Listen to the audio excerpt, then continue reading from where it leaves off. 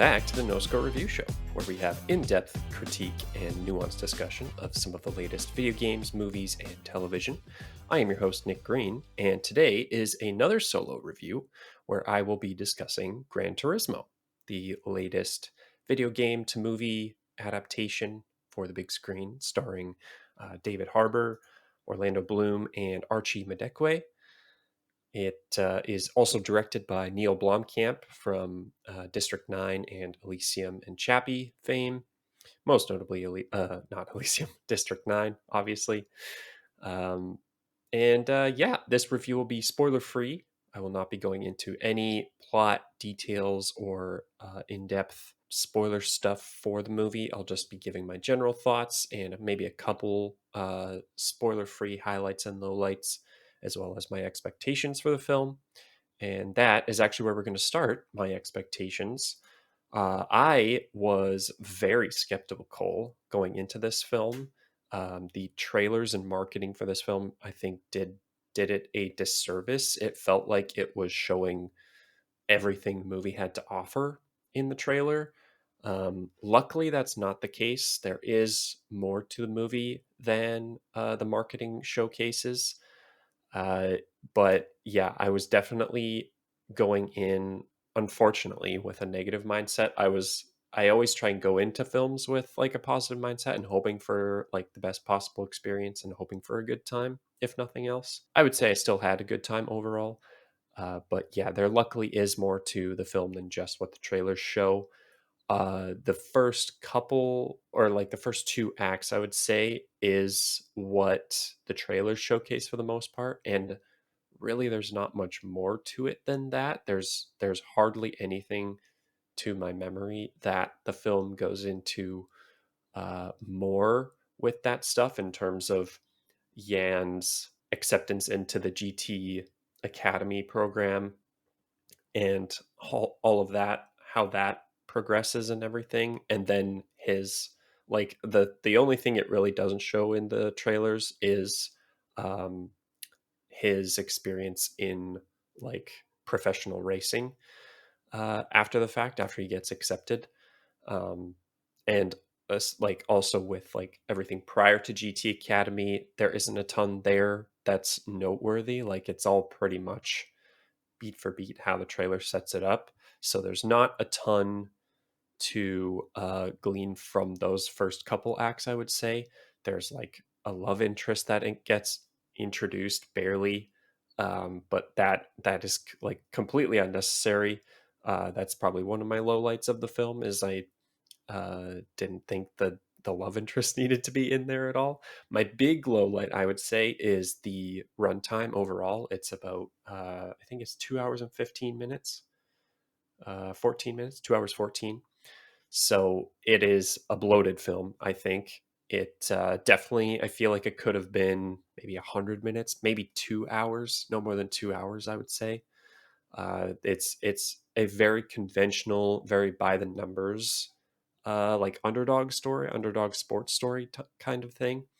I think there was potential for it to be a little bit more compelling, maybe leaning more into the father son dynamic of Yan and his dad's being very disapproving, or maybe lean a little bit more into Yan and his coach, played by David Harbour. Um, Luckily, the cast is quite strong, I would say. David Harbour and Jimon Hansu, who play Yan's coach and dad, respectively, I think got a few. Their roles are pretty um, conventional, and like we've seen these types of archetypes and characters played in these types of sports films before. But I think the cast really elevates it to a an acceptable place where like their performances actually give the characters some feeling and some dimension, um, if only in fleeting moments. But still, like, they're great actors, so they're able to put their ability on display a little bit more, which is great. And Archie Madekwe even had a couple moments, like, he's pretty like one dimensional for the first couple acts. Like, he's very much just like we know his kind of motivation for the most part of like wanting to become a professional race car driver, and his love for like uh the game and the sport of Gran Turismo. Um, but outside of that, we don't. I personally didn't feel super connected to him. It was like he felt very headstrong of like, this is what I want to do, and like no one else, like there's not much else there for me. But after maybe like halfway through the movie, or like approaching the third act, there develops a little bit more dimension, thankfully, uh, where Archie gets to have a little bit more range, I would say. So he was pretty good. Orlando Bloom kind of takes a sideline, I guess, a back seat, maybe, if you will, to the rest of the cast. Like he has a lot of exposition. There's a moment in the like front half of the film, well, pretty early on, actually, probably first act, where it's like very exposition-y, and it feels like just an ad for Gran Turismo and Nissan. It's not super well written, just overall, honestly. Like it rides the line of being very conventional and mediocre to just like kind of underwhelming, or like very clunky, especially in the like exposition-y parts of the film. Thankfully, again, the third act is probably the strongest part of the film overall. After an incident happens in the film, something happens to like the main characters, that's pretty significant. After that point, I think the film really finds its footing, but it takes a while to get there, unfortunately. Another highlight I had for the movie was the kind of gamification of like the races that happen throughout. Like there's an early street race sequence kind of that happens. But I mean it happens in all of the races throughout the film. I think there's probably three or four total, maybe even five. And they play with the like conventions of the video game themselves. Like they embrace the gamification of it all. Like we get like the racing lines, and like the overlays that Yan experiences while playing the game himself. You get some cool like explosions of the like all the parts of the cars that he's driving in, to like communicate that like you can fine tune all the different aspects of each racing car you play in the video game. And then you get some like fun overlays of like Yan's position throughout the different races. And so that was a really cool aspect I appreciated that they leaned into. And it wasn't just like a slapping the Gran Turismo name on top of a conventional racing movie. Like they actually embraced some of the personality of what makes the game, um, and like bringing that identity onto the big screen, which was really cool. I will say they might do it to a fault at some points, like especially with certain things like um, communicating Yan's position throughout the races.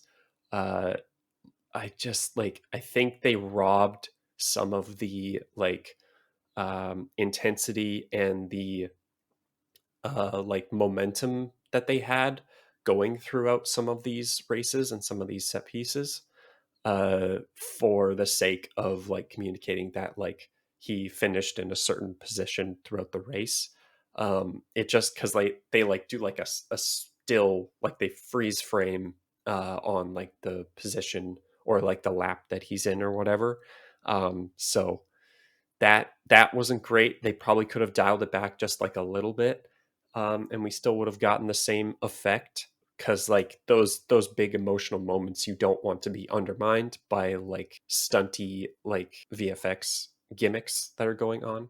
As far as Neil Blomkamp's direction goes, I think it's fine. I think like he probably lent some of his like style to it. It definitely doesn't have any sort of DNA from his previous films, though his previous few films, I haven't seen all of them, but like the big three of District 9, Elysium, and Chappie, like they're so different compared to this, that they're hardly, I personally, like if you took his name off all of the like marketing or whatever, I wouldn't have been able to tell that it was his movie that he was directing.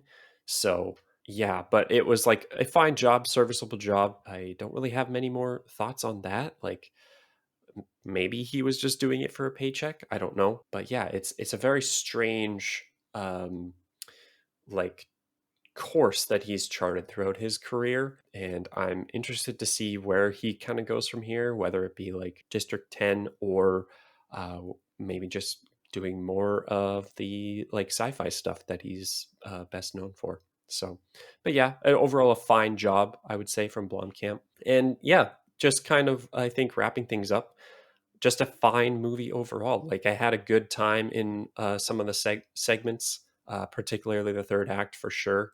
But it's definitely bloated and it could have been much shorter. And it doesn't play outside of the conventions of its genre that much, outside of maybe like the whole gamification of it all. That lends itself to being kind of a unique angle, but they don't always play with that a ton, whether it be with the story or like the set pieces or whatever. Maybe the most uh, in terms of the set pieces is where they get crazy with it and have fun. Overall, I think it was kind of just a middling experience, and honestly, probably not one I'll revisit that often. In terms of like racing movies, it's not one of the most strong ones I've seen. Like the other one that immediately comes to mind is Ford v Ferrari, is one of the more recent ones that I've seen that I really enjoyed, and I personally like that one more over this. So yeah, I would say not super necessary to go see in the theater, but maybe go check it out on streaming once it arrives there on digital and on demand and whatnot. So, yeah, that is where we will wrap up this episode of the No Score Review Show. You can find me wherever you're listening to this episode of the No Score Review Show, on YouTube or on your favorite podcast listening services. I recently did a review on the Teenage Mutant Ninja Turtles Mutant Mayhem uh, movie that came out, and I also did a review on The Last Voyage of the Demeter that should have come out relatively recently before this episode.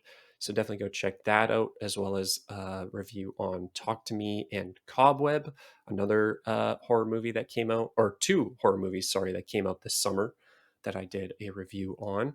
Otherwise, you can find me on all the socials at No Score or at No Score Reviews. You can find me on Letterboxd as well. And I'll do a quick plug for my Let's Play channel. If you like indie game Let's Play content, you can find me on YouTube at No Score Plays. Otherwise, thank you all so much for watching and listening. Let me know what you thought of Gran Turismo down in the comments below, or you can tag me on all the socials. And we'll see you all in the next one. Bye bye.